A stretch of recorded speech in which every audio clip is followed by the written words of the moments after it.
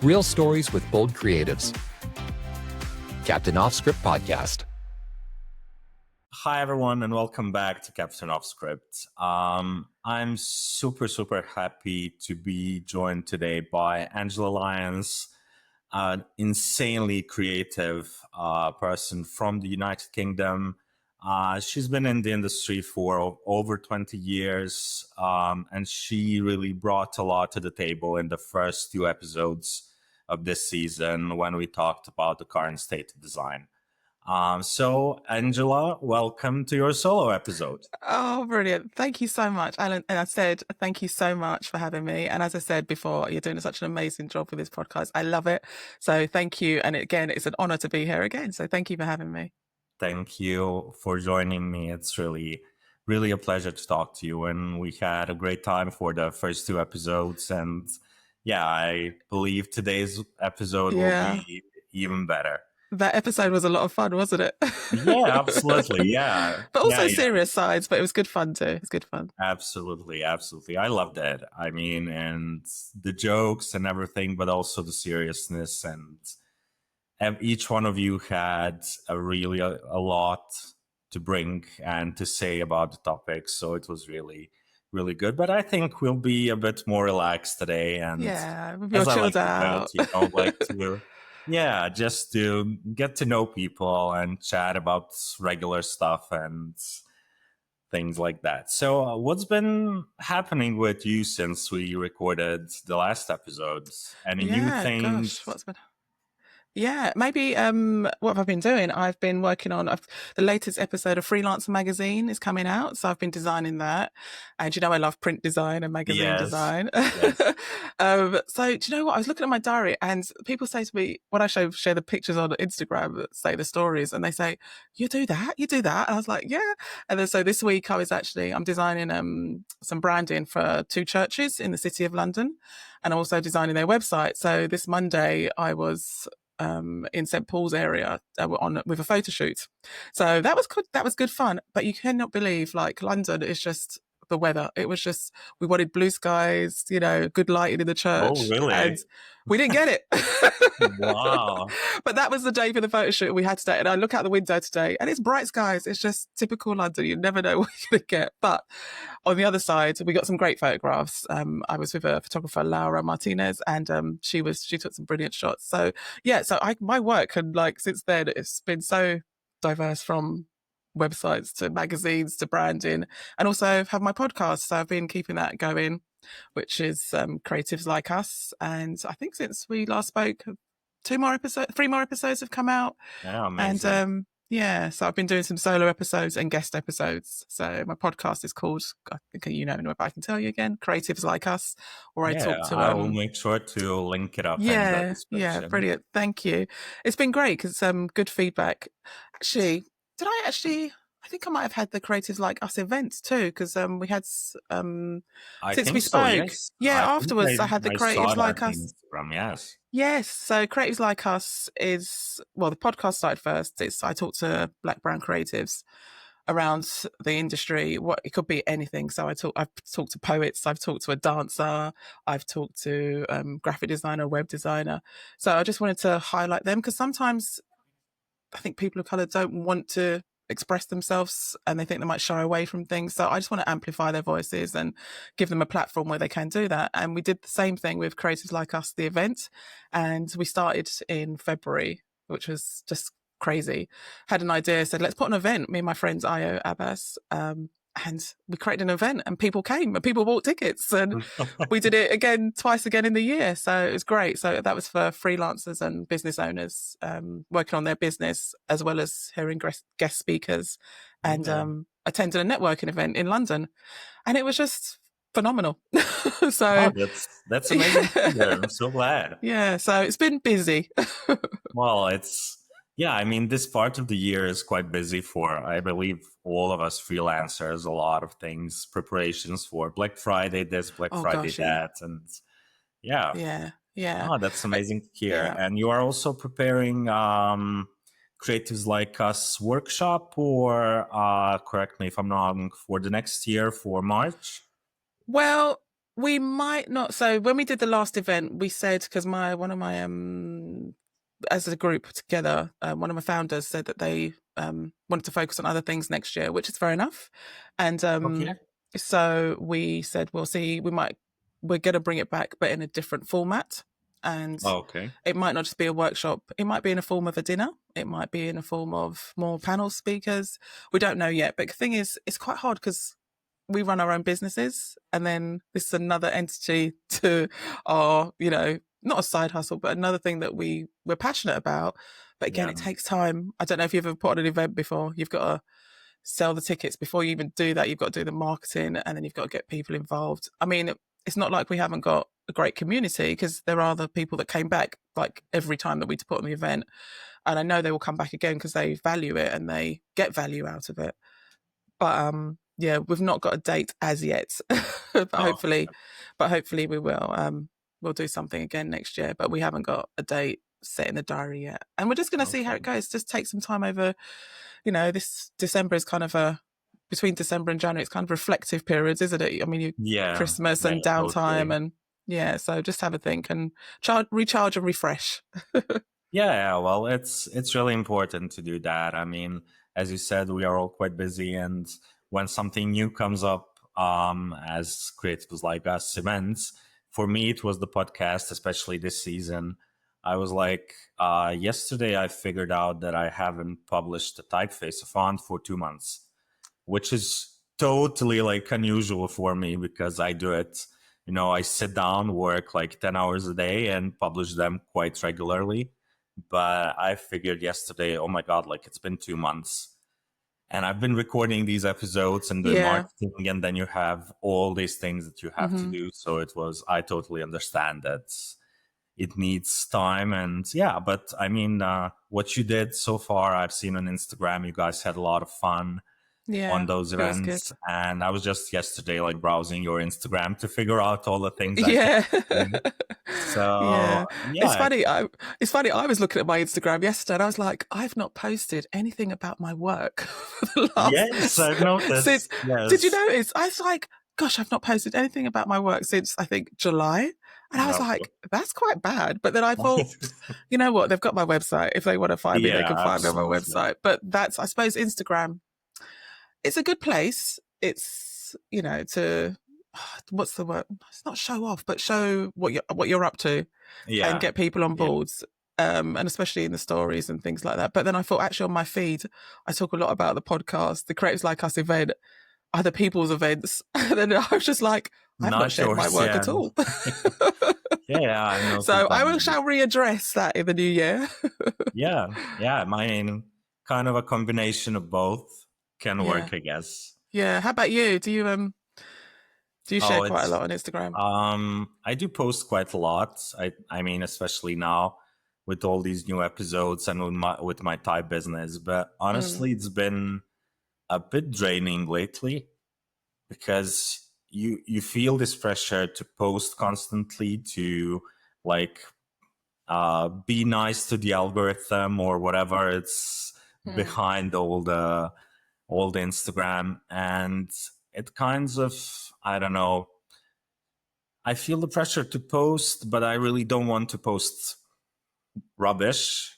I don't want to post anything just to post it. And but I did, for the first time, I think, in my life, on Monday, I prepared posts for both accounts, for podcast and my type business, for the whole week, which was like the first time ever. So these couple of days, for example, today I have 3 episodes to record. Tomorrow and on Friday, 2 more each day. And it would be impossible to do anything on Instagram. So I did that. I did some prep. That'd be interesting, because you scheduled it. That's interesting, because then you can find out, see how that feels like next time, then maybe do it again. And I think that's one of the things about content. It's so...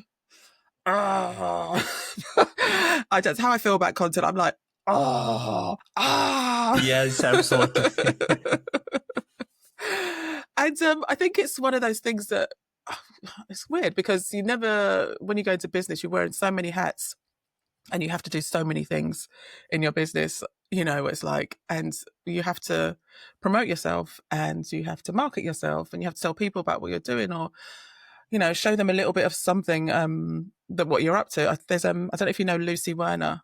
She's Yes. yes, you know what, she'd be amazing to talk to. She's such a wonderful woman, and she's great. Obviously, her business is around PR.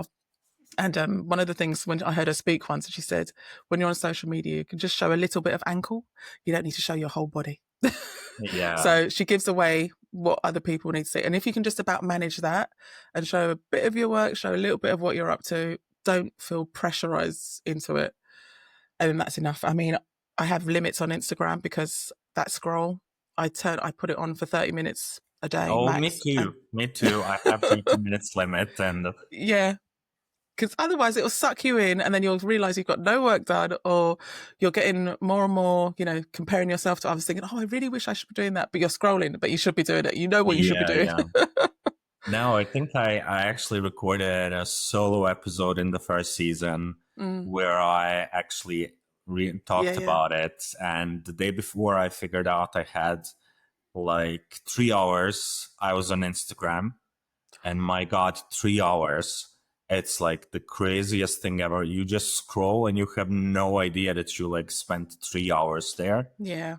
And then I figured like, okay, it has to change, because you cannot do work, you cannot do all these things and actually have 3 hours on Instagram. And even if you could do that, why would you, spend 3 hours scrolling? It's absolutely crazy. And also you've got to think of the impact and all. I mean, it depends what the feed is going to throw you things that you're just going to see like 10 seconds, 5 seconds, 2 seconds. That's just like in your brain for like the next few hours. And like maybe you're not even thinking about it, but like when you have to come off and do some other things, your brain is still a bit fired up because you've just been watching all that stuff. Totally. Yeah. No, I mean, I had to do it. Yeah, but it has a place for business, I would say, definitely. Yeah, I mean, it's a good platform, and yeah, although the algorithm is, you never know, when you post something, you never know, but it's one of the things we have to deal with. So I guess it's fine. And and I was going to say, and LinkedIn, it's one of those things that I think LinkedIn is a good place, especially if you're looking for work and connecting with certain people. That is, I don't know about Instagram. I don't think I've ever got work off Instagram, but people have seen what I've been up to and then come into my world that way. Yeah. That's a good way to do it. And LinkedIn, I actually agree that I'm not looking for a job, but it's a good way to actually post some meaningful content that actually reaches more people than Instagram, I would say. So, well, let's hope. Even then, there's algorithms on LinkedIn. Everyone's complaining about that at the moment. But we've got to remember these platforms are free, and we're getting something for free. So unless you pay for it, you're not going to get pushed. Yeah. Absolutely. So I wanted to go to some fun stuff. Last time you told us you met your husband at a funeral wake. So just to, have that in this conversation as well. But what I actually found about you, and correct me if I'm wrong, because internet these days can be like completely misleading, but you have trypophobia. Is that correct? Yes. Oh my God. Yes. Tell me more about it. I mean, I've heard about it, and I've heard about. Oh my God, I've just gone cold. So trypophobia is a fear of holes, actual holes, certain shapes the holes make, or it could be a big hole and then something inside that hole. I'm even actually just thinking about it now, and I just think, oh my God, I hate it. Oh, really? I've just got goosebumps just now, but it's fine. I can deal with it, but it's just like, it's a horrible, I have a real fear of either being in a hole or looking at holes or uniform shaped holes. So like honeycombs, and even I work on a classical music magazine, and I don't know if you know, violins have bridges. The wooden bit across where the strings rest on. And somebody's workshop, I had a photo pop up on my screen because someone said, oh, can you put that on the page? And his workshop was just full of bridges. And even that kind of shape with lots of holes in it just made me freak out. Oh, okay. So it's Mhm. just, I have a real fear. And the funny thing is, my son has it too. And we didn't know what it was because we were both like going, oh, that shape. We were both like going, oh, and then we both Okay. realized that we both had it. So Oh, yeah, wow. yeah. So But I it's mean, how does it affect you in a daily life? Or, I mean, it's not that you are seeing holes all around, of course, but no. I mean, to be honest with you, daily life, there's not many loads of holes around that I'd look at. But yeah. if I'm driving sometimes, and this is another one, and there's one quite near me. There's quite a few of them. There's lots of drains along the road, and I can Ah, see the okay. grass growing up between the drains, and that whole shape and the grass. It just freaks me out. It's so weird. It's just whole shapes. It could be any kind of like, I'm freaking out now. Okay, okay. It's so weird. But the thing is, it's it's okay. I mean, I'll just get over it. I won't, it's just see it, and You are then it's not gone. turning around and driving in another direction, no. But I don't. If I know it's coming up, I don't look at it. It's Okay. really weird. And Okay. it's so weird. It's such a weird thing because I didn't know it was an actual fear, but loads of people since I actually put Yeah, it on my yeah. website I've as one been of the reading about it, and yeah. it's It is actually a thing. And somebody said to me, I think they did a bit of research and they said it was a fear of when it goes back to cavemen, like when they had to bury okay. themselves in their caves or in hide from animals in holes or in caves. And that's apparently where it came from. Who knows? But Yeah, it's the fear of being, of looking at them or being in them. Yeah. okay. Whoa. No, I mean, it was quite interesting for me, and because I have never talked to a person who had it, so it's good to Mm. learn, you know. Yeah. It's It's interesting, especially as a graphic designer. People say, but how do you deal with like certain things and certain shapes? And I'm like, I know what I'm looking for and I'll just either look away or I'll say actually, I've texted a friend before and say, can you just look at this for me, please? A graphic designer friend, and they've looked at it and then I've put it on the page and just gone, close my okay. eyes, like as I've done it. Okay, so my guess is that you are not the biggest fan of Yayoi Kusama, Tell me. the Japanese artist with the circle patterns all Oh around her no, work. no, no, No. no, no. Okay. Maybe that's why I've No. not heard of them. Yeah, yeah. No, I was like thinking about her yesterday, and then this came up, and I was like, Yeah. "Oh my God, she must hate it, you know, like completely." But she has these like sculptures and paintings and whatever, and there's all circles or all around, like just small Yeah. circles in a pattern Oh. shape. So okay. Yeah. Maybe I'll check it out. Maybe I might be able to handle it.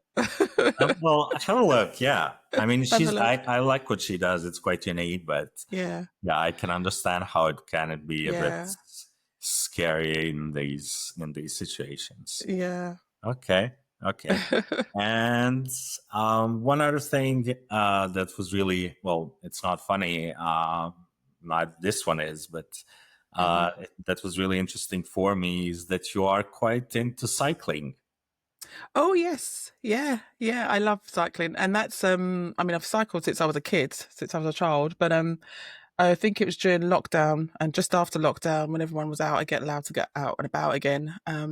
I joined actually my friend told me about a cycling group. I was like, oh, I don't know about that because I'm not a professional cyclist. I don't want to, go miles on miles. She said, oh no, it's like a really chilled group of women, black women that go cycling every 2 weeks in London, and they're called Black Women on Wheels, or BWOW for short. And I was like, Yeah. okay. So I went and I absolutely loved it, and I've not stopped. So yeah, I've just, I've upgraded my bike. I've bought the kit. I actually designed their kit. Oh So wow. I became one of them founding members. So I'm help on the lead team. So I also help with their social media. So yeah, they got lucky. They got a graphic designer. Yeah. So I've designed their website. I've helped with their logo. They had their logo already designed, but I developed it and added colors, all that sort of thing. And so yeah, but No, the cycling side of things, it's great because I think I'm sure for you too, being at home all day, and then if you can just jump on your bike and just go up the road, even just a few minutes or, in a half an hour, whatever. And then at the weekend, I look forward to it. As I said, they ride every 2 weeks. Just go out, just get out, especially just see bits of London that I've never seen before.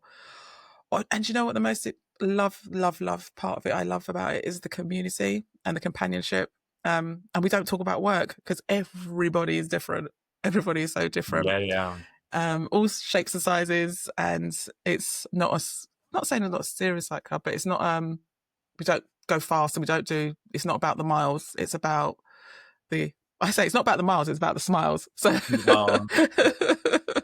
so it's more so about the community. But having exercise along the way and cycling together and looking out for each other, because even though London's got a lot of cycle lanes and cycle paths, which is great. Over the last few years, there's even more and more coming out, which is brilliant. You've still got to be safe in London because it's crazy sometimes, especially certain types of drivers don't like cyclists and they will try and kill you. Yeah. I'm familiar with that. Yeah. No, I don't cycle too much, but I actually have a couple of big parks around here, really close to my house. Yeah. And it's really amazing how nature and just being outside can relax you. Totally. And how, I mean, it's like I go out, maybe stressed, maybe not because of business, but all my head is in the business when I'm at home. And then you go out and walk in the greenery and everything. And then you are just like, you come home and you are a completely new person. Yeah. And that's really amazing for me. And especially, as you said, if you have a company, if you have a community and you chat and do stuff, that's really amazing. I mean, a really, really cool way to like step back a bit and relax. Yeah, I love it. I really do love it. And they're just a great bunch of people. And as I said, we cycle, we have a coffee break, cycle again, and then we sometimes I might even go for a glass of wine. So it's just nice. But you're right about the exercise. It's so important. I think a lot of people underestimate the power of stepping away from your desk and taking in some air. I don't know. For me, it took me quite some time to learn that when I was just at the beginning. And, you were, especially when you're just starting out, you try to work even more and, put more hours and everything. But then at some point, you actually figure out, okay, I'm stressed, I feel lonely, I feel anxious. Like there are all these things that you are thinking about, worrying about. And when I realized how much help I get actually by just going outside and going for a walk or for a drink or whatever, with people, it's really, really amazing thing to me how transformative such a small and such a simple thing can be. I mean, you go for a walk, it's not, like you climb the Mount Everest or whatever, but you don't need to go to India to ashram or whatever but it can really, really be a great catalyst for all the stress. And especially nowadays when we feel pressured to, as I said earlier, post every day, do things every day, respond to clients every day, even at midnight or whatever. Yeah. And it's really good to step back. And I mean, that's for younger designers. I mean, if anyone is like having those issues, I had them before. And now I try to, step away from my desk as much as I can. Yeah, 100%. And also think about the other side of it. If you've been at your desk all day and you're working, take that break, come back, new ideas, Absolutely. Refreshed. Yeah. It's such a powerful thing, isn't it? Just stepping away. And it's horrible because you feel like you're tied to your desk or tied to that space. Yeah. Step away and just, put an alarm on your phone even. I've sometimes put I've got on, the alarm on my watch where it tells me to stand up every 50 minutes. Yeah. Okay. Well, that's useful as well. Yeah. I mean, when I think about it, I think like the best and biggest decisions in my business life were made in the forest or in a park. I mean, I usually go with my husband, and because we both have flexible time and we can go like right after this conversation. and then you think about things and you relax, and then new ideas come up and new things. So yeah, I believe like the biggest decisions to start the podcast or to start a type design business or whatever, it was always kind of in nature, walking around. So yeah, I'd Yeah. recommend that. And I was like, Yeah. talking to another, well, podcaster, another creative, Radam Malinic, I think. Yeah. He also has like a forest really close to his home, and he goes like 2 to 3 hours every day for a walk. And he Nice. said it's also transformative to actually have that. It's nice. Yeah. Yeah, it's absolutely amazing. But a bit back on business, not too much. Yeah. Not too much, yeah. So tell us more about Freelancer Magazine. I have to Yeah, admit, sure. I didn't know about it until I researched you before I invited you for the first episode. So is it even possible to get it outside of UK or? Yes. Yeah. Okay, Sure. okay, Sure. tell It us is. more Yeah. about it. So I'll tell you about it. Yeah, I'll tell you about it. So Freelancer Magazine is a magazine that you can buy the actual print edition, and there's also a digital edition. A lot of people prefer the print because nowadays Yes, people me just too. think Me there's not too. enough magazines out there, so Yeah. why not have a print magazine? The editor, Sophie Cross, and founder, she's a friend of mine, and she contacted me a few years ago, and actually it's come up to 4 years now, 5 years, 4 years, because we're going into our fifth Wow. year. And she said, I've got an idea for a magazine. She actually texted me and said, I've got an idea for a magazine. And this text was on New Year's Eve. Oh, And I was wow. like, it's New Year's Eve, so we're not going out. You're not going to a party or something. I was like, let's talk tomorrow. So then she texted me, had more of a text chat the next day, and she said, I've got an idea for a magazine for freelancers. I was like, I'm sure there must be a magazine for freelancers. She was like, no, I've done research. There's nothing. She goes, let's set one up. And I was like, okay. And then she goes, I'm going to set it up. So she set up a magazine and literally started up a Kickstarter, and she asked me to come on board as a designer because we'd worked before on other projects. We'd done projects and working on hotel magazines and other various publications. And she said, would you come on board with me? So I was like, yeah, sure. So it's been so much fun. I've met so many people. Anyway, I'll go back to Freelancer Magazine. Let me chat about Freelancer Magazine. So it's a quarterly magazine, and it features freelancers inside there.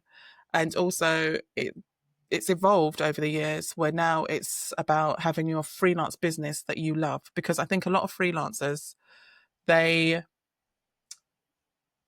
see themselves as a freelancer. They might just keep on. If you charge by the hour, that's totally up to you, because you get lots of people saying this, that, and the other. But if that's what you want to do, I suggest not, by the way. Don't, Totally agree.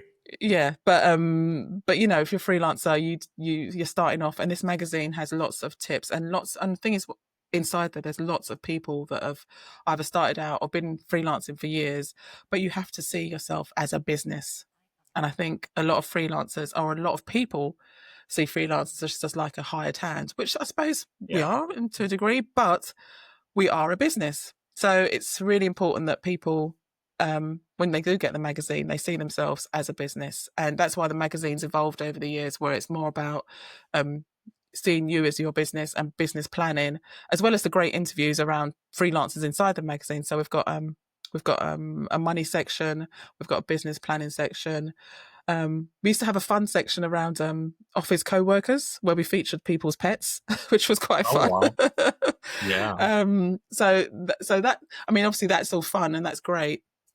And then, things evolved. And so now, it's more around your freelance business that you love and that you nurture and you make profitable. Because at the end of the day, we want to make money working by ourselves, working for ourselves. We have to make the money. So it's as well as a magazine, it's also a guide and a helping hand. And with Freelancer Magazine, you get the co-working sessions as part of your subscription.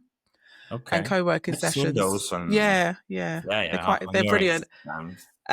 Co-working sessions online on Zoom, and they're on Tuesday, Wednesday, and Thursday. I'm a co-host for some of them, so I host some of the online sessions, and it's just great. Lots of people come on, say where they are in the world, set their intention, what they want to do in the next couple of hours, and we go to work. And then in between that, we do a check-in, and then there's like a 10-minute breakout room, and you get to meet other freelancers. I mean, when I've hosted, we've had freelancers from South America, even though time zone, they were like really up early. I don't know. Wow. Got a few in Europe, and lots in the UK. But and yeah, you can join as long as you've got a part of the magazine subscription. You can join the co-working sessions, and also they run lots of events. And we're going to have a masterclass in March, and that's a panelist of lots of really awesome freelancers in their business, but they're all individual to what they do. So I've got a LinkedIn trainer, got an AI trainer. I'm doing a session on branding and graphic design in your business. So it's a masterclass for a couple of days, 2 days, and yeah, it's going to be good. Hopefully, yeah. Well, not hopefully. I know it will be. It's going to be awesome. But Freelancer Magazine, let me see if I can get a copy. Hang on. Can I get one and I'll show you? Yeah, sure. Yeah. No, this is me. Find out, where are my magazines? Hey, you have loads of them around, I think. They're all over the place, so I can't see at the moment. Oh, here they are. Here, I've moved. I had a bit of a shuffle around. Oh, okay. I'll show you. So this was the first issue. It's nice and square. Oh yeah, I've noticed it's different. It's square, so it's quite and cool. It's really beautiful. Well, I say beautifully designed. Yeah, of course.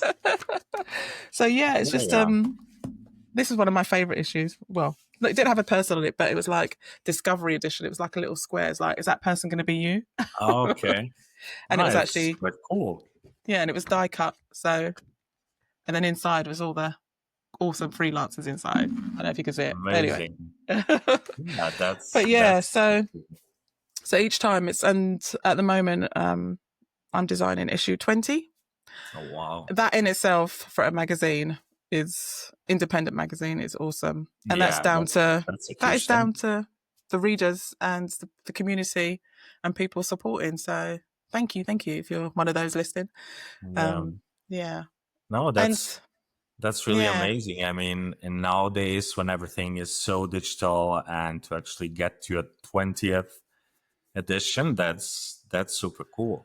But you know what? It's very cool. And but you know what's even more cooler? There can be anything more cooler. Is the connections of the people that have been involved in the magazine, who have either joined the co-working or have read the magazine and connect with somebody else they've read about in the magazine, have become friends or got work or done a walk or done a meetup or collaborated. Honestly, it's such an awesome community. I can't even I get so excited when I talk about it. It's just it's so cool, and people just so supportive in there. So it's really good. It's really good. I love when I see people saying, "Oh, I met through Freelancer Magazine." I'm like, yes. Oh, that's amazing. I mean, I will definitely join. Like, I will check out the subscription, and I would love it.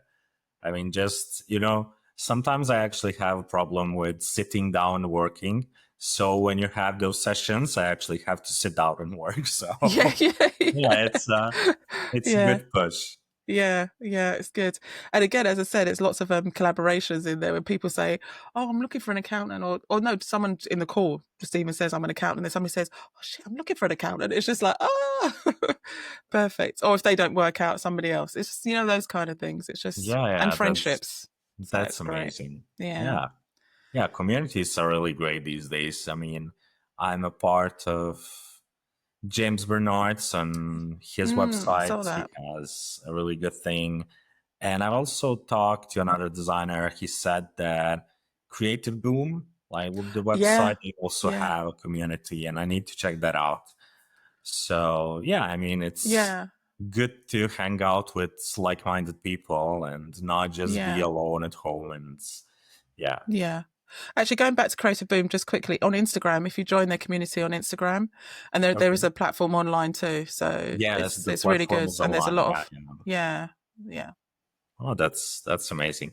And I actually wanted to apologize to you because the masterclass with the Freelancer Magazine, I mentioned the thing for creatives like us. Oh, is that in what you meant? March. So I Ah, actually, yeah. yeah, Because I was like, March? Oh. yeah. Did I say Well, something?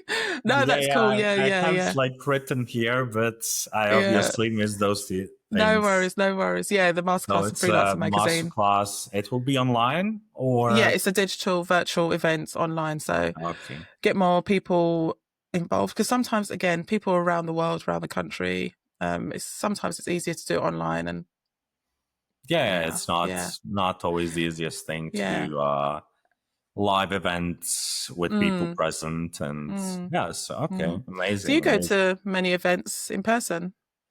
I actually went to, well, design related. I went to one last year in Barcelona. There is this huge festival of.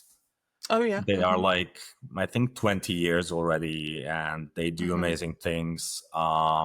It's 3-day event now. They actually have it in different cities.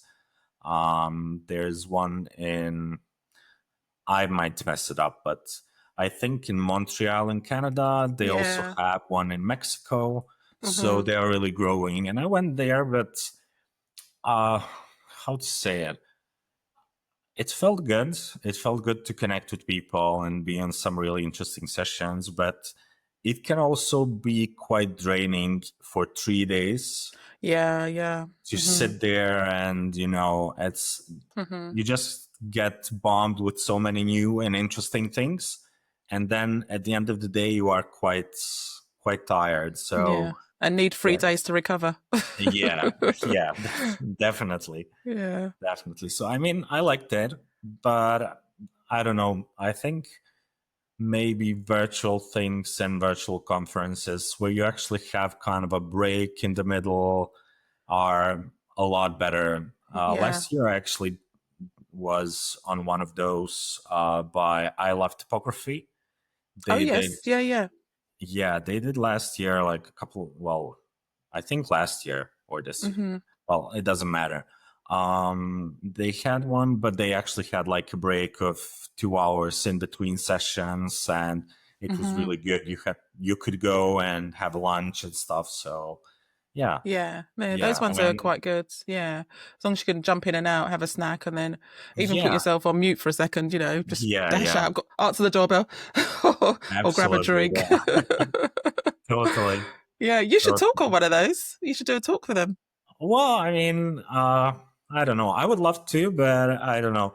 English is still not my native language. Mm, And as an introvert, I still feel like kind of afraid. I feel afraid of speaking. Even this is like kind of every one of these sessions is like kind of outside of my comfort zone. yeah, yeah, So, I mean, it's quite an anxiety when I think about it, because I have a guest later today that is going through his really, I would say, tough anxiety period, and we will talk about it. mm, And I was doing research, and I was thinking about myself, and like I had so many of these moments before recording a podcast with someone that I actually, my brain just tries to find an excuse to actually cancel the to cancel recording. it. Yeah, It's yeah, just so weird because I like when I think about it and when I sit down, I really want to do it because I yeah, enjoy these chats with yeah. people. But my brain is so like, and it happens a lot of Mm, time. And yeah, mm. and he will be talking. I mean, you probably might know him. He's Matt Voice. Say again. Matt Voice. I've heard the He's name. I've had the name. Yeah. Yeah, he does these like type motions, and Yes. he Oh, worked I with. think I'm following him. Yeah. Yeah. Yeah. Yeah, I Yeah. mean, he's really really good, Yeah. and he just started with medication and anxiety and everything, and we will talk about that a lot because I don't think people, well, especially in our industry, it's not really a topic that's really talked about a lot. Yeah. So Do you know what? It's really interesting. I'm really glad you spoke about this because and I think that if anyone's listening, obviously get help if you need help. 100% get yeah, help. But also absolutely. your help can come in different ways. It can come in friendships. It can come in even listening to a podcast like this, and your next episode maybe with Matt, and that might trigger something to make people get some help, or know that they're not alone. Because I think that's one of the things, again, when we see it online or we see people on their websites or social media and they're looking like they're showing all the fun stuff, the good stuff, and they're like thinking, oh my God, see, I would not have known that about you and the anxiety at all. Like, it's so interesting, and I'm really glad you spoke about it. It's one of those things, because I'm not saying that I wanted to cancel this either, but I get this too. I'm like, oh my God, I'm going to have to speak to someone. I'm going to have to do this. And what if I say something wrong? And then it's so weird. I've got a little thing in my brain where I think about how you felt last time you came off the podcast when you spoke to that person. You felt bloody brilliant. You felt so good because it was such a nice conversation. And I try and think about that nice time, and then I'm here, I'm present. And I think that's how I deal with it. But yeah, I think mental health, especially in designers, especially creatives, it's hard. Yeah, it is. We struggle. It is. And we don't really talk about it. And especially when we are on social media, you see everything is kind of perfect. Everyone is kind of having a perfect life. And I understand. I mean, you said it like in that previous conversation, we don't want to be negative because that's not the point. And we maybe don't feel negative, and you want to show yourself as a supportive person, as a positive person, because we are, and it's not that if you have anxiety, it's not that you are negative all the time. It's not that you're pretending, but it can feel quite, it can cause a feeling of pressure to actually show up perfect as well. Then that's causing even more anxiety, and then it's kind of a circle that's So it's I mean, I have those feelings like every time my brain just tries to find a reason, like this is not going to work, it will not be good, you will not be good. And I force myself. I haven't canceled even one session for that reason. Well done. There were some other reasons where I did, but they were not because of my anxiety. And I'm really glad about it because, as you said, after I finished the conversation, it's really amazing because you actually learn so much about people. You have fun talking with them. Yeah. It's really cool. And that's my way of fighting with it, I guess. So, yeah. Wow. I hope you have a good one when you speak to Matt. No, well, I'm sure. Yeah, I was watching one of his interviews yesterday as well. And he seemed like a great guy. He was really positive about everything. So yeah. Brilliant. I mean, each of these conversations is really great when you look at it. And even if no one listens to the episodes in the end, and they do, but even if they didn't, I'm glad that I stepped out of my comfort zone. Exactly. And you did it. That's each time is more like easier when I did it. So it's a good thing. Brilliant.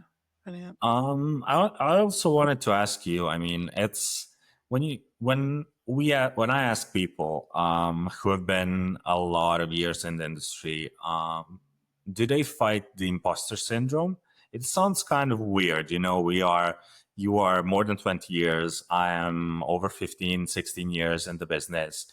And, it sounds like we should have left that part behind us. Yeah. But do you have those feelings sometimes, and how do you deal with it? Yeah. Do you know, you're going to laugh at me now. When you invited me on the podcast with James, the two Jameses and Jennifer, I was like, what? I was like, no way. I'm like, the imposter syndrome came up. I was like, no, I'm not for this. I'm not this. This is not me. No. And then I was like, yes. Because I have worked a lot of years. I know my stuff. I am good at my stuff. And it comes for about maybe 20, 30 seconds, milliseconds. And then I'm just like, no, I've done my stuff. I've done my work. I've got my badges. Yeah. I'm actually 52 years old, Alan. And Well, my compliments. You really don't look like it. Thank you. And when growing up, I never heard of imposter syndrome in my life. And I think the only person do you know who I heard it from was Michelle Obama when she was speaking. I think she was talking to Oprah Winfrey once, and she said she gets imposter syndrome. I was like, what is this? So I Googled it quickly. Oh, wow. And I was like, oh, wow, is that what it is? And is that that feeling like not expect? That's it. Okay. Yeah. So all the times before, I suppose I'd masked it as confidence, and and it's a confidence and not believing in yourself. But I've also been to I've done a lot of speaking events. I've been to speaking events, and one of the speaking events I went to was I don't know if you know him, he's a fitness trainer in this country called Joe Wicks. He was at an event, and Okay. he said because somebody asked him about imposter syndrome. So basically, he's a quite content creator, but within exercise and nutrition field. Okay. And he was on stage, and the presenter said, "Oh, do you get imposter syndrome?" And he said, "No, because I've worked hard." I don't know if that was kind of like an arrogance or a Mel thing or whatever, but then I just thought, I broke it down. I was like, well, yeah, he has worked hard, and like he deserves where he has to be right now. So I think if you work hard and you believe where you know where you should be, chuck that imposter syndrome out the door. Yeah, well, hey, if Michelle Obama has it, so we are all good, Yeah. I mean, But I can understand that. Yeah.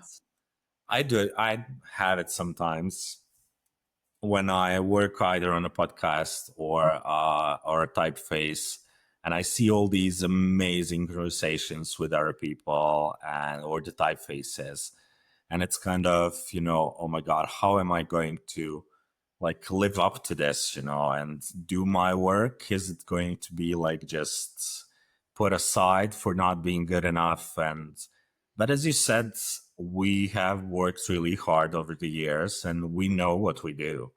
Yeah, And exactly. I mean, I think, yeah, even if you're starting out and like you're in uni, you got into that uni, so you worked hard to get into that uni. So every step, even though people say, even maybe a graduate might say, well, I haven't got the years of experience. Well, no, you worked hard to get into the uni. All these years you've been building up to do your thing. You should be proud of that, and not say that you shouldn't be in the right place. So it is a thing, but it's one of those things where you have to chuck it out the window. yeah, I mean, that's great. I also wanted to say about young designers, I mean, it's completely normal to feel it. Even people after 20 years feel the same thing, and you just like learn to live with it and ignore it. And I guess that's the only, I mean, I don't see any other way, like, because I think it will always be there even after 30 years, 40 years working. And it will always be there if you actually want to get better, if you see that things can be better. But I mean, you just ignore it and you continue doing your best. Yeah. That's even if you're just starting out. So that's just carry on. And yeah. I think, as you said, I think you said something about as the many years, it's like getting older too, because I think it gets less and less as you get a bit older, because you just think, but even then when you told me about, when you invited me first on the podcast, like, oh, wow. And but it went, before I would have been like, I'd have sat on that for days and days, like, no. But now I'm like, no. So, but that, I don't know if that's an age thing. Yeah. But also, I don't know. Well, maybe I don't know what other topics you want to talk about, but also at the start of the year, I create a vision board. I do one every year. Yes. And some people do them for quarters of the year. I do it just for the year, and I just get everything, do a brain dump and think, what is it that I want? What is it I need? What is that I want to help people with? What is it that my family needs? What is it that I want to have some fun with? And I put that all on a piece of paper and just words and pictures, and then just let it all out. And I think that helps me sometimes with set my intentions, and helps me believe I'm in the place where I need to be. Okay. If you see what I mean, if that makes sense. And and places where I want to be. Yeah, I actually did. I mean, I don't know why I don't do it more often. I did one of those a couple of years back, And the thing is that I think everything on that vision board realized like it was reality in like 1 or 2 years. And now thinking back, like, why don't I do it more often? Yeah. And it can actually be, I mean, it's not, I don't know. There's a lot of talk nowadays that, if you imagine things long enough, if you focus yourself long enough on something, or I don't know, whether it's income or a perfect job or a partner, you can create it in your life. It's called manifestation. Yes. I think it kind of works a bit differently because I really think that you actually have to work on it, not just imagine things No, and like yeah. my perfect partner will appear suddenly in my house. Yeah. With all the bags and stuff, and we'll be living together like, for the rest of our lives. Yeah, absolutely. Just appear. Yeah. But I believe that those vision boards can actually help us to be more focused. Like it's probably something like not something that we think about all the time, but it's kind of a subconscious thing, especially if you have it somewhere around, and then your brain sees that all the time, and then when you sit to work you actually know what to do, you are more productive, and you have goals. So I believe that it works in that way. You have to work for it. It's not like 100%. as you said, It's not. I'm not expecting it just to appear. But you're right. I think also you've got to see it. If you've tucked it away in a little book and a diary, you're like, ugh, you're not going to see that. I've got mine just behind this laptop, which is like I face this part of the desk when I'm working, and every now and again I can literally see it, but I just go, but I'm not paying attention to it. And then the other day I looked at it, I was like, oh my god, and like these things have happened, and it's great, but it's also I've worked for them. It's not like that. Absolutely. And I put things in place for them. It's not like they just appeared with a puff of magic dust. There's no poof. No poof. I mean, I wish it could, but Not really. Do you know what I'm going to say? Because someone might be listening, but one of my things was I wanted to talk on a summit, which I did, and I wanted to work with Adobe, and they rejected me. Oh, but I'm going to put it on there for next year. Of course.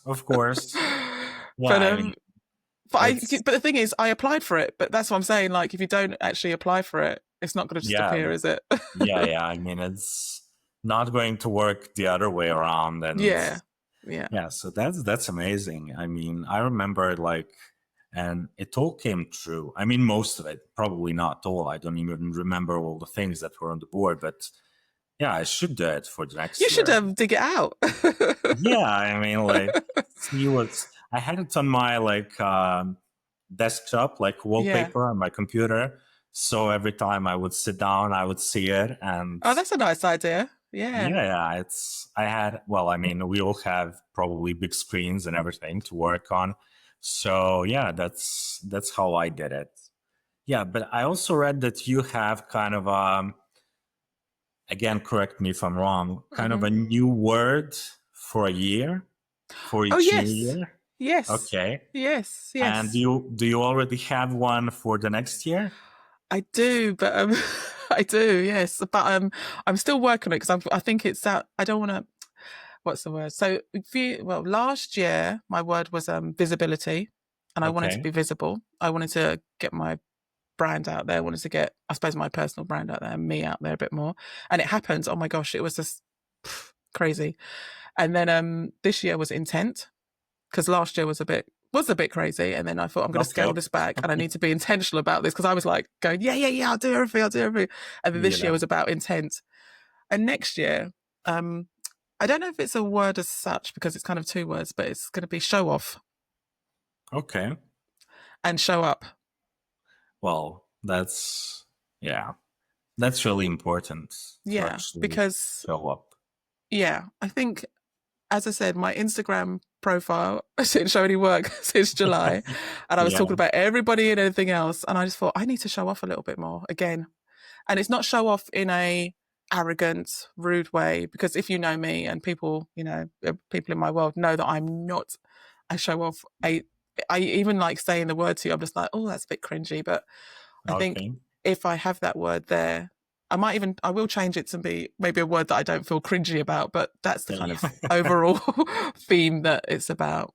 Yeah.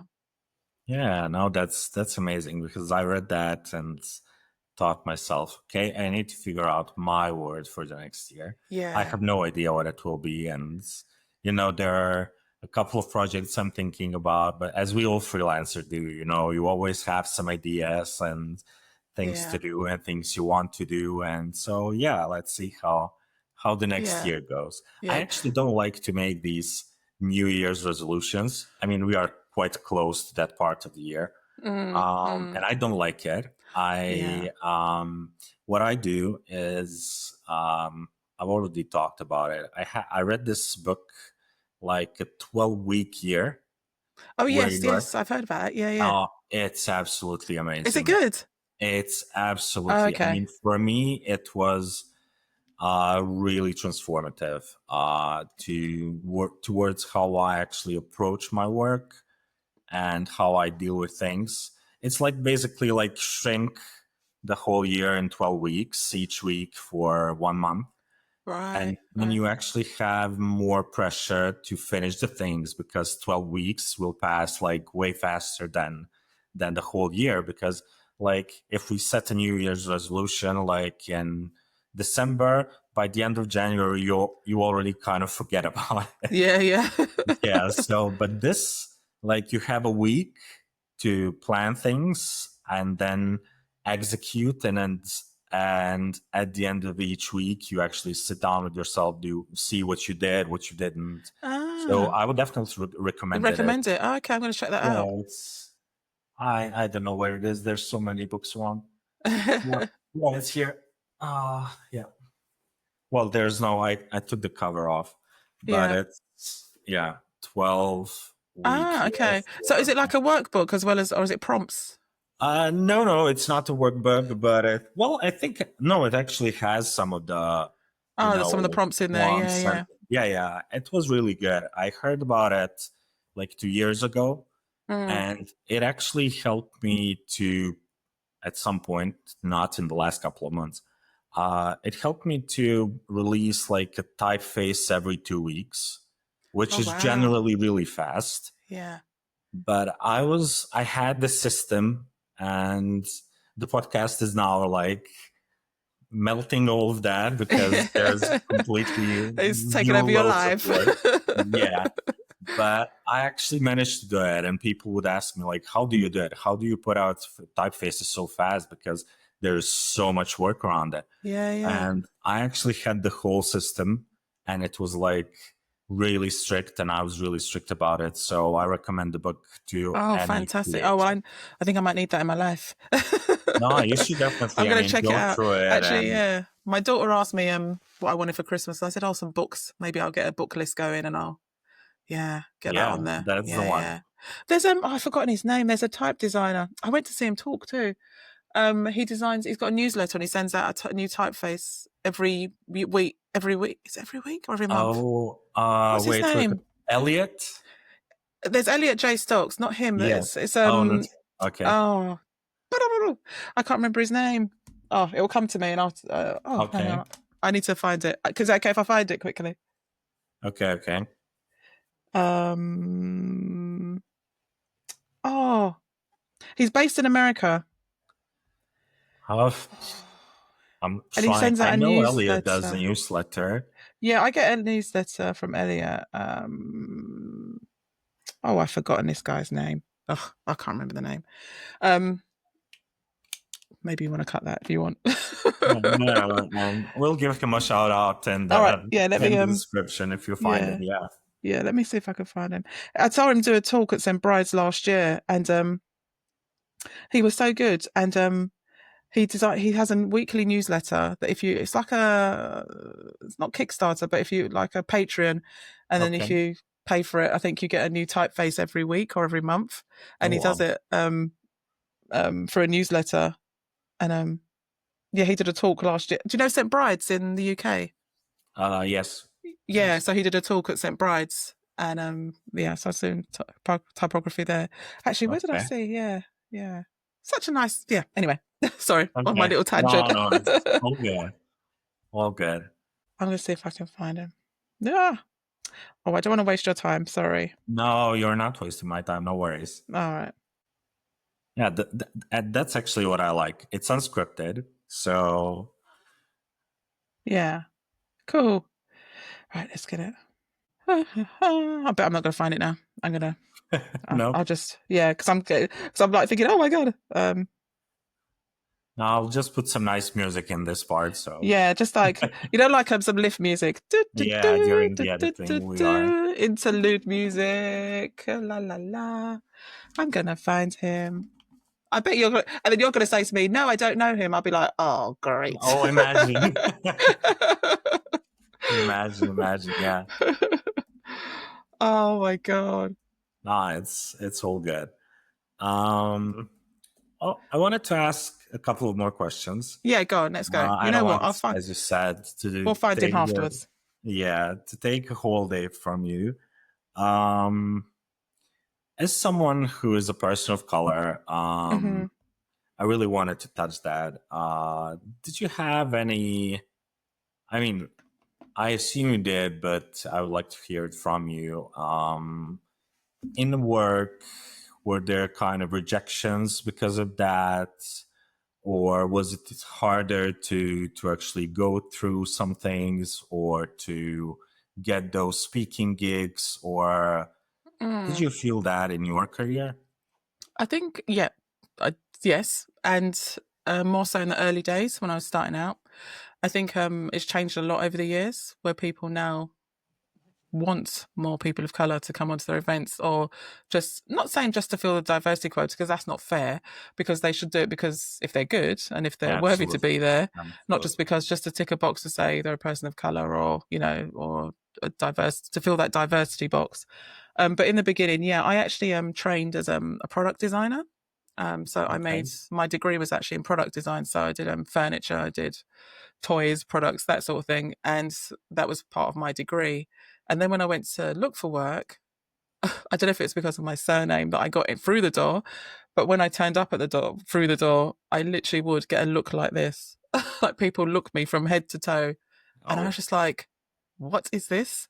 And I'm not saying I had not experienced it, but I was just like, wow, this is different. And yeah, it was, first off, product design is hard to, well, I don't know what it's like now, but then, I'm talking about over 30 years ago, it was hard to get in. First, there was it was quite a male dominated area. And then there was hardly anybody of colour in those areas. So I think I was just up against it.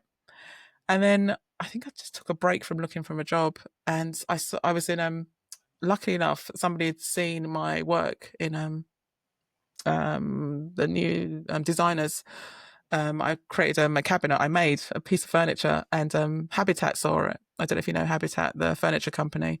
And they asked me, yeah, they're based in the UK, and they asked me to come and work in their office. And I was like, oh my God, I've made it. Wow. But it was, well, I was asked to cover reception. But that's got my foot in the door, and it was great. But where I was in the reception, I was actually in the design department and the buy-in department. So it was quite, it was quite buzzy, quite creative. And there was a graphic designer there creating a lot of their packaging and their whatever needed around the store. And I used to just sometimes sit with him and look at what he was doing. And then I thought, you know what? There's something in this. So I took some evening classes, and I got him to show me a few things. And I took some evening classes in graphic design and trained to be a graphic designer. And yeah, and during that time, I think it was, I got work through my portfolio, just a degree portfolio. And then when I got the first job, I looked at the company and I always used to walk into companies and go, oh my God, they're so white. I'm never going to get that job. I'm never going to fit. My face is not going to fit in there. And I'm not saying that some did it because of that, but I walked into one company and I felt so comfortable in there, and they gave me the job, and I was there for nearly 11 years, and I worked my way up, and they were good people, and I knew that they weren't prejudiced in any way or, negative towards my skin color, because I think also they saw something in my portfolio, obviously, well, hopefully. And and again, I noticed that they started employing more diverse people in the company. So it was good. And there, you know, there was nothing that they were, but yeah, you could walk into some companies. I've even been to, before I've been freelancing, I've been to a couple of interviews, and again, it happened again. But these were like, I suppose, older gentlemen, shall we say? And again, I think my surname had changed by then. My maiden name. It's like, maybe sounds slightly French. Both of my maiden names, both my names, I've had a French, actually, funny enough. And they just, again, they looked me up and down when I walked through the door, and I was like, wow. I don't think they was expecting me. They didn't look me up on Instagram or LinkedIn. And but I got the job anyway. But they really did look at me. But yeah, I think in the day and age now, it's still tough. I don't know if you've seen that not LinkedIn. Yeah, it's LinkedIn, sorry. The documentary that's coming out on the black lady in America, where she's done fake profiles, and she's put 2 different profiles on LinkedIn. So she's put one that's an all white profile with all the same qualifications, an all black profile with all the same qualifications. And it's not come out in the UK yet, but I've seen the trailers, and you get the gist of it, and it's just, it looks quite shocking to see that the bias there is still real. It's there. Yeah, I mean, it's 2025. You really don't expect it to be that much. No, you don't. No, but I mean, there's always people who will have prejudice and everything, but of course, you don't expect it to be that, especially in the Western countries. Yeah. And yeah, wow. It's so sad. It's just so sad. Well, but it is really, yeah. Yeah. I mean, I always think. Go ahead. No, I will always think about my kids, and I think, oh, they're going to have it a lot more easier than I did, you know, back in the day, because I literally got called names on the street, like when I was growing up, because I grew up in East London. It was quite a, you know, white working class area, and yeah, I got called all kind of names, but you just grow up, live with it, but I just think that is still around, and my kids could go through that. It's not as, you know, it's not as prevalent and not as much, but people are doing it in different ways, masking it. Yeah. So, but you have 2 kids, 16 and 18, yes, right? I do. Yes, yeah. They're brilliant. One's just left for uni, which is which is really, I'm still in shock. Okay. He's my son, and my daughter, she's doing her A-levels. So yeah, they're doing good, and they're good. You know what everyone always says to me, they're good kids. They are good kids, and what I love about them is that when they meet people that are new, they'll look them in the eye, they'll shake their hands, they'll either, you know how to greet them. Whereas kids today, they're like, don't know what to do, but so you have to be respectful. You look at people in the eye, you talk to people in the eye. I mean, my son met some of my friends the other day, and because I talked about them so much, he'd not met them yet. Some, I suppose, freelancer friends, at an event, and he gave them a big hug, and I was like, oh. Where did that come from? Yeah. And they were like, he's so you, Ange, he's so you. Okay. Yeah. So you are a huggy person? Sometimes I do ask, especially after COVID. I say to people, I said, hugs, no hugs. Okay. And so I always ask, be respectful. Yeah, of course. But yeah, funny enough, they're not doing anything to do with design at all. They're more math. No, I wanted to ask that, but no. No, they're more maths and science. Oh, okay. Yeah, they in fact they love maths. I think it's so funny because when I was at school, I hated maths, or not. I wasn't very good at it, so I drained into my kids. You're going to be good at maths, and I think I've gone the other way too much. Okay, that's interesting. Yeah. So my son's studying accounting and finance, and my daughter's studying maths, economics, and biology and geography. Wow, that's amazing. Yeah. That's super cool. And one last question. I could go on and on, honestly. Same here. Oh my God. Do you know what? If you're in the UK, please tell me, because we'll go to St. Bride's. We'll have a look around there, and then we'll go for coffee. Please. We'll do. Yeah. We'll definitely do. But for today, I mean, I hope to have you again next year, or love to. Yeah. I had James 2 times already. James Martin. So, yeah. Yeah. If you Of could, course. I'd love to. yeah, thank you. If you could give one advice to your younger self, to, I don't know, 8-year-old Angela, Oh, what would you say? oh 8-year-old Angela. I was quite I was very shy when I was younger. I was very shy. And I just yeah, maybe I'd say talk to more people. Yeah. I was quite shy. So and I loved going to the library. So that was my thing. And drawing Yeah. and so I love drawing. So yeah. Yeah, talk to more people and just get out there a little bit more. Okay. Okay. Oh, Yeah. that's really, yeah, I love these Yeah. questions. Yeah. Well, thank you, Angela, once again. It was a real pleasure. Wow, an hour and 15 minutes. Wow. Oh wow, really? I didn't even notice the Yeah, time. it passed like, That felt like 20 minutes or something. yeah, absolutely. Well, thank you. I had a really, really pleasant and great chat, and I definitely hope we talk again soon. Yeah, same here. Thank you so much, Alan. And again, as I said at the beginning, thank you for having me and keep it up. It's such a brilliant podcast and I love, listening to you and your guests. So it's brilliant. So thanks again and keep it up. Thank you. Thank All you right, so much. great. Have a good Okay, day. and good luck. You too, and All right, bye see bye, you. everyone. Bye. Real stories with bold creatives. Captain Off Script Podcast.